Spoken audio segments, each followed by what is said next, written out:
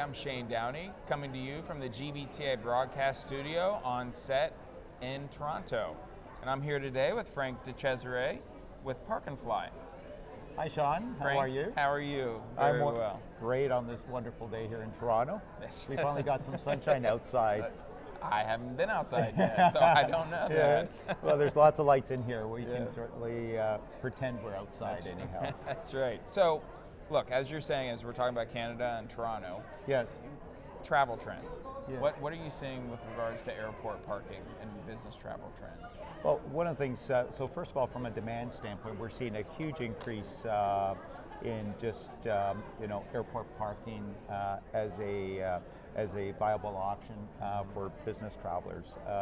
Traditionally, in the past, what a lot of business travelers may have considered to be a more convenient option would be a cab or a limo.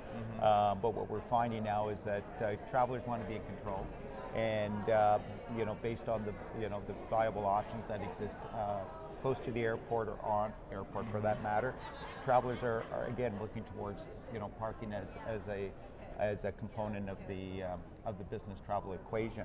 Part of the change that we're also seeing is as part of the control component, right. Where business travelers want that control, want that speed. They're looking towards the use of technology and how that can help make the parking experience a more seamless, effortless experience. And based on that trend, we at Park and Fly are certainly capitalizing on that. One of the things that we just recently did in the last 6 months is launched a mobile app. Nice. We've always had a responsive, mobile responsive website, but the beauty of the app is that it puts control back into the traveler's hand, which is again one of those trends. So an individual can transact with us from the comfort of their app, be able to drop off the vehicle, again through the comfort of the app, without necessarily having to interact with anyone. Right. So again, it's about putting the control back into the individual. No, and it's definitely, it is definitely a trend. I think it seems like you're taking advantage of what the travelers are looking for. And in addition to that though, travel buyers always want to find cost savings. Yes. Yes. They certainly do, and we know that being here at GBTA, that's the overarching message that we get from travel buyers is how can they find more value in their existing travel programs, and they are looking towards parking as a viable option that can, and it's an expense from a travel company standpoint that can be better managed, and that's where we come to the forefront. Is in Canada we are a national player. We're the only national player, and what we have is we have tailored business programs that can match a company's specific needs, and through the understanding those needs, we're able to extract savings on a market by market basis, so that it makes sense for the travel buyer to look towards again an airport parking deal. As we know, most travel programs are in a mature stage. Most of the savings that could have been realized, whether it be car rental or hotel, airlines have been realized, and really the only natural sort of progression would be to look into ancillary services. So parking which really bookends a travel trip from start to finish, is the component that can be probably used and looked at more closely than it was in probably the past. ignored in the past. You just weren't thinking about it as a controllable expense, and now you're providing them the opportunity to further control costs and expenses. Right. And part of that control, is realized once they understand the value of the spend, and that's one of the benefits we also bring, is that we do have reporting, monthly reporting, that we can provide a travel management organization or a travel procurement manager that helps them understand how much is my spend, and then also how much is my savings.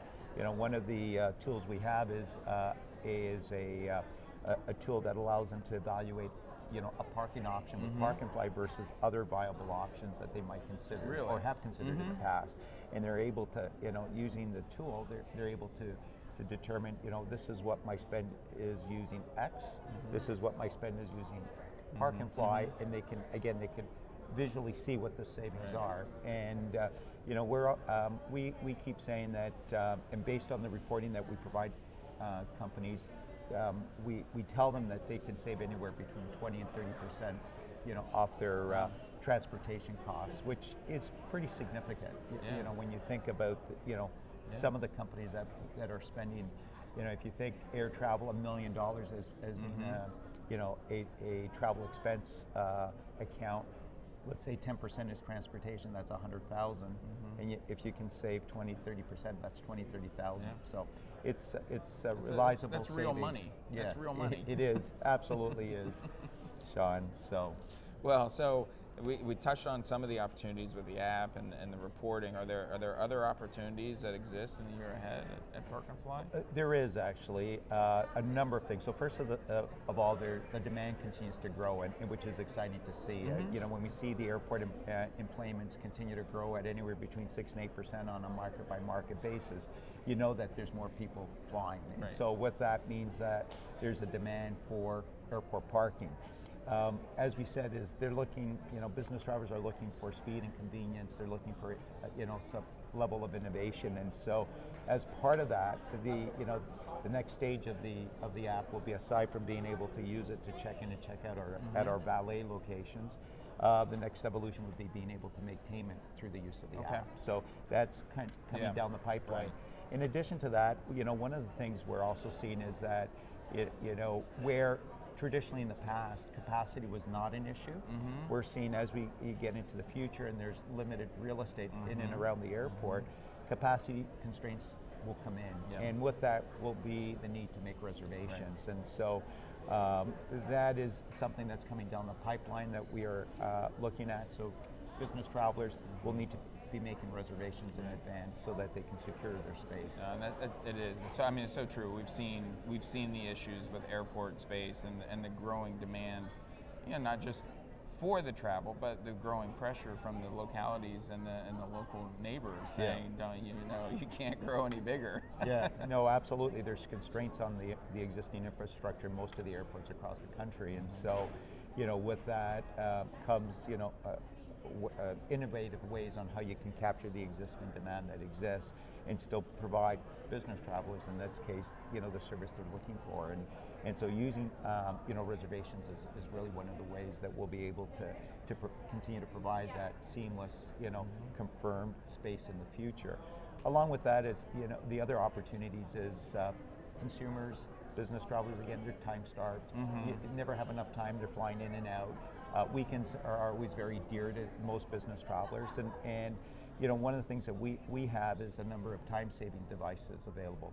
So ancillary services such as detailing and oil change, those are services available at our valet locations that business travelers can take advantage of so that they can free up their weekends.